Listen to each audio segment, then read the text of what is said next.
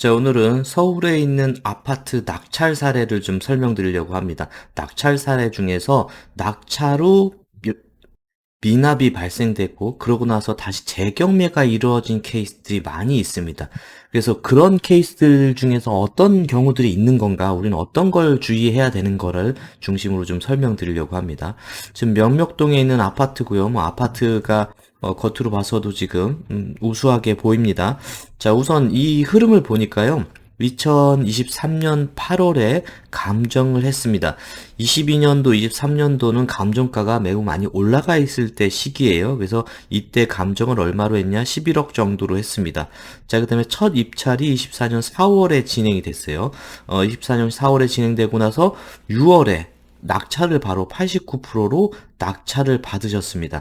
만약 특별한 조건이 없다고 하면 물론 100%인 거에서도 뭐 100% 이상 초과되는 낙찰가들도 있으니까 89%라는 거는 요 당시로 봤을 때는 그냥 요 숫자로 봤을 땐 나쁘진 않아요. 근데 이분이 이제 낙찰 받고 허가 받고 나서 7월 23일까지 미납을 했습니다. 그래 미납을 하니까 보증금은 이제 법원에 뜯긴 거죠. 그러고 나서 다시 경매가 진행되고 나서 언제 낙찰이 됐냐? 결국은 25년 4월에 5억 9,700만 원. 요때도 이 응찰 인원은 2명밖에 안 되는 이제 그 상황이었습니다. 그러고 나서 최종 배당까지 이루어진 상황입니다. 자, 그러면 이 물건의 문제는 뭐였냐면요. 우선 이제 재매각 특별 조건이라는 거는 여기서 한번 낙찰이 됐는데 미납이 됐으니까 다시 들어올 때 보증금 20%를 내라. 즉 10% 보증금이 아니라 더 많이 내라 라는 개념입니다. 자, 그러고 나서 이거를 구분할 때 지금 여러분들은 이제 요 시점으로 생각하시면 돼요. 6월 달에. 자, 6월 달에 입찰을 들어간다라고 했을 때 무슨 문제가 있었냐면은 선순위 대항력 있는 임차인이 있다라는 게 이제 있어요. 전입일 20년 9월 5일로. 자, 현황 조사서를 이때 보면, 현황 조사서에 보면 조사일이 23년 8월 달에, 8월 16일 날 뭐 마무리를 한 거겠죠. 이때 조사를 했는데, 선순위 임차인이 있고, 그 다음에 그 가격이나 임차 확정일에 대한 것은 미상이다. 근데 전입일자가 있는 선순위 임차인이 있으니까 조심해야 된다라는 것을 23년 8월 13일자 기준으로 보고가 올라간 거예요. 그러니까 24년 4월 달에 들어갈 때는 이 내용이 있는 거예요. 문제는 뭐냐면 이 사람이 인수액이 얼마인지가 물음표인 상황에서 낙찰을 받으신 상황인 거죠.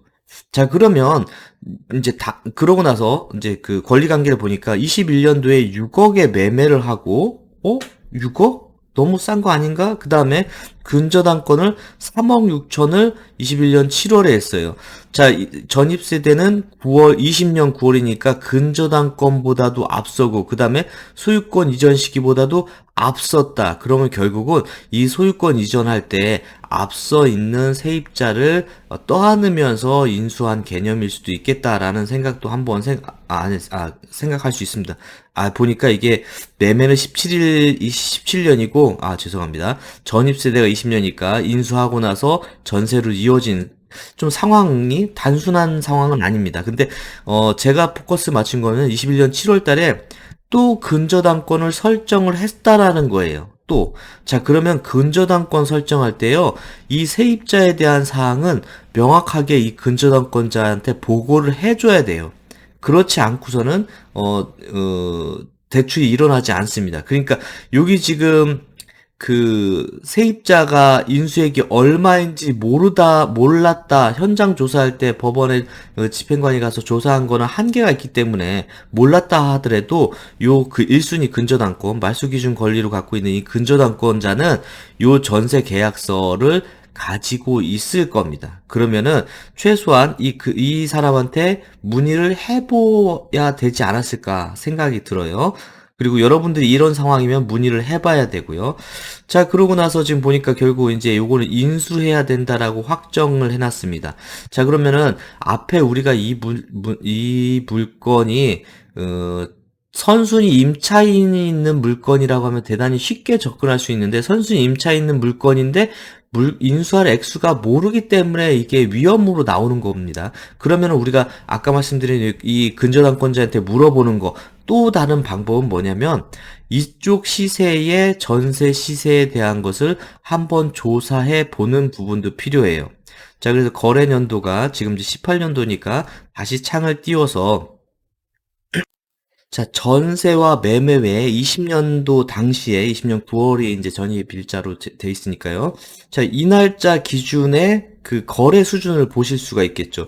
보시니까 21년도는 8억 5천 정도로 있습니다. 대부분 전세가 지금 해당 평수 25.7평이 8억 5천, 8억 4천, 7억 뭐 이렇게 돼 있습니다. 그렇죠? 여기는 3억인데 이건 아마 전월세 같이 혼용된 것 같기도 하고요. 자, 어쨌든 요 당시 8억 5천 7억 요 정도 수준으로 앞에 전세가 이루어졌겠구나 라고 예상을 하실 수 있으실 것 같아요. 자, 그러면 이제 4월 달에 그 이분 낙찰 받을 때 들어가시면은 최소한 아까 말씀드린 1차적으로 채권자한테 물어봐서 전세금이 얼마냐라고 물어보는 거를 했어야 되거나 또는 이 전세 시세로 봤어야 되는데 전세 시가 아까 극단적으로 봤을 때 7억 정도 나왔던잖아요. 7억 8억. 그러면 지금 10억에 막 낙찰 받았다고 하면은 감정가 11억보다도 더 많은 18억을 내가 납부를 해야 되는 상황인 거죠. 자, 그러면 아이고 그 24년도 시세를 봐도 24년도 시세가 그럼 18억이 되냐?